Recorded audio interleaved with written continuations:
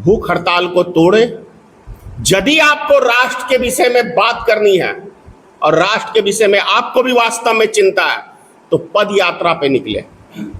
देश का एक एक नागरिक आपके साथ जुड़ जाएगा, क्योंकि अगर यदि आपको अपनी मांगे मंगवानी है तो इस सत्ता से उखाड़ के भाजपा को जड़ से फेंकने का एक ही रास्ता है, पद यात्रा, जनता को जगाना। भूख हड़ताल करने से उसे कोई फर्क नहीं पड़ता, आप मर जाओ, आपका खानदान मर जाए, माफ करना, मोदी सरकार का जो मनसा है कि आपका पूरा खानदान मर जाए, देश बिलट जाए, उससे कोई मतलब नहीं है।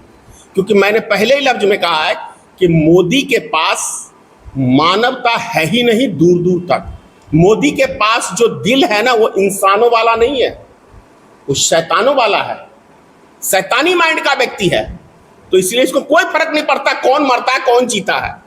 आपने पद यात्रा की बात करी है, तो क्या भारतीय मित्र पार्टी जो है फॉर फ्यूचर कॉकरोच पार्टी के साथ जो है चलने को तैयार है पद यात्रा के लिए?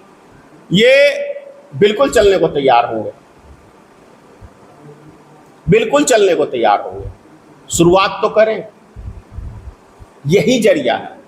महात्मा गांधी ने पद यात्रा की थी अंग्रेजों की लड़ाई के लिए, आप सबको याद होगा।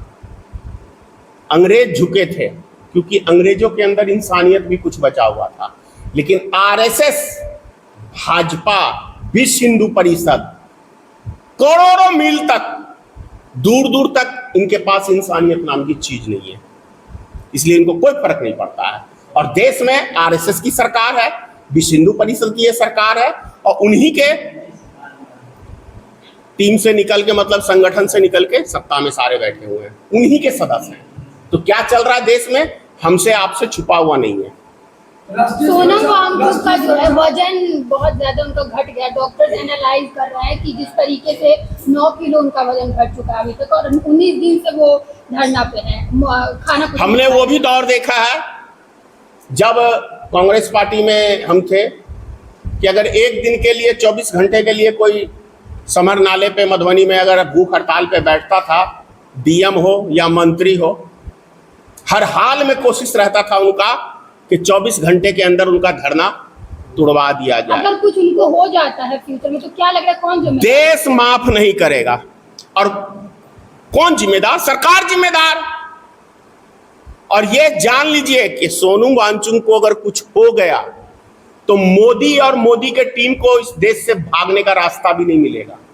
ये कड़वा सच कह रहा हूं, इसको धमकी ना समझे मोदी सरकार, ये देश की सच्चाई बता रहा हूं कि हर आदमी के दिल के अंदर एक आग पनप रहा है।